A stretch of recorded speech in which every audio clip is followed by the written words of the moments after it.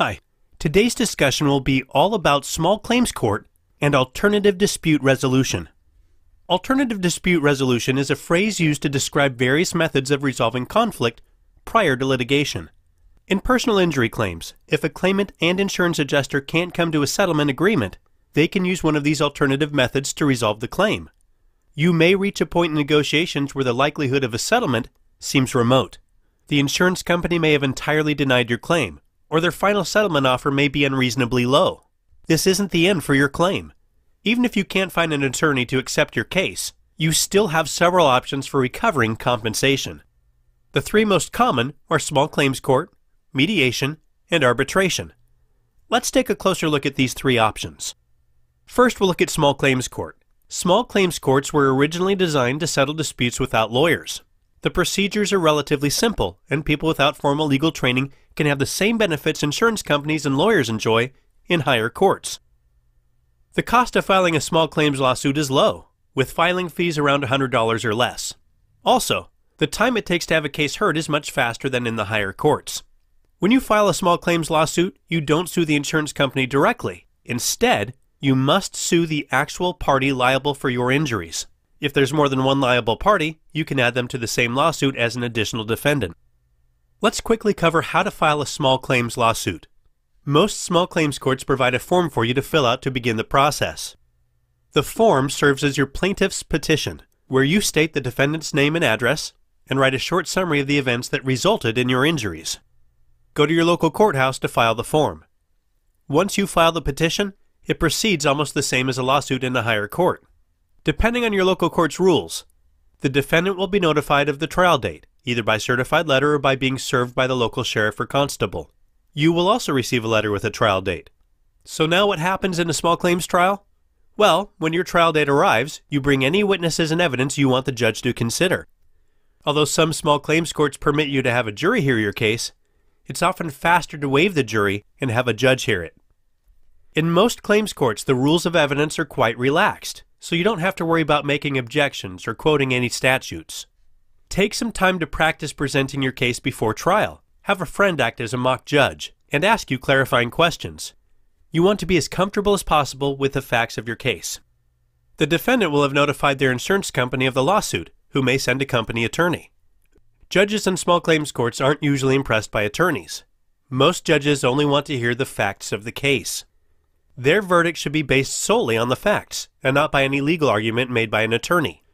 Small claims trials are quite brief, taking anywhere from a few minutes to a couple of hours. The verdict is rendered immediately. If you win, the insurance company will be ordered to send you a check.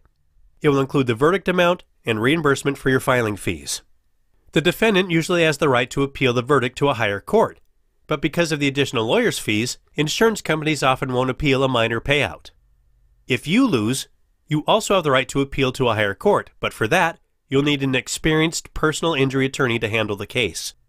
Next, let's talk about the option of mediation. Mediation is a process by which you and the insurance company both agree to have a neutral third party, called a mediator, come in to help resolve your settlement dispute. The mediator's fee must be shared equally by you and the insurance company, and unless you and the company agree to accept the mediator's decision, it's non-binding. Many insurance companies won't agree to mediation for minor personal injury claims.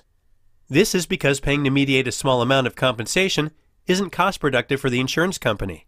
They often prefer arbitration. If you have a no-fault insurance policy with a clause permitting you or the insurance company to request mediation, asking for it may convince the adjuster to settle your claim. So what happens in a mediation?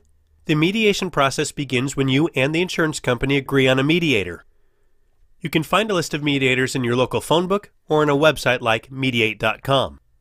By process of elimination, you and the insurance company will settle on one mediator to hear your dispute. Normally, the mediator's fees must be paid in full before the mediation takes place. Some will accept a partial amount to begin and the balance at the conclusion. The mediator listens to both sides of the claim. Her job is to do whatever she can to facilitate an agreement both parties can live with. When the mediator successfully facilitates an agreement, the insurance company will usually abide by it. It's simply not worth it for them to take the claim to the next level. And finally, let's cover the option of arbitration. Like mediation, arbitration involves you, the insurance company, and a neutral third party, called an arbitrator. But unlike mediation, the arbitrator's job is not to facilitate an agreement. They're more like a judge who makes a final ruling. You can find out more at the American Arbitration Association's website, adr.org. An arbitrator will listen to both sides present their case. Then, she'll end the arbitration and notify the parties of her decision by mail within a week or two. There are two types of arbitration, binding and non-binding. A binding decision usually can't be appealed. Once the arbitrator makes a ruling, both parties are bound by it. In most personal injury arbitrations, the decision is binding. Arbitration is the most demanding method of alternative dispute resolution. Certain aspects of the arbitration agreement must be negotiated before the actual process can even begin. It's advisable to have an attorney on your side to help you with the specifics. So let's spend a few moments talking about arbitrating first-party claims. If you're in a conflict with your own insurance company, such as in a no-fault situation, you may have no choice but to arbitrate the dispute. The right to call for arbitration is often contractual, meaning it's written into an agreement like your insurance policy. The arbitration clause likely states that either party has the right to have a contested matter arbitrated. When the right to arbitration exists, it can be initiated by you or the insurance company. If you want to arbitrate, tell the adjuster and put your request in writing. The request alone may be enough to get the adjuster to settle. Like mediation, the cost of arbitration can be high. So settling the claim is often in everyone's best interest. And that wraps up this discussion, all about small claims court and alternative dispute resolution. To learn more and get a free case review, visit injuryclaimcoach.com. Thanks very much for watching, and best of luck with your case.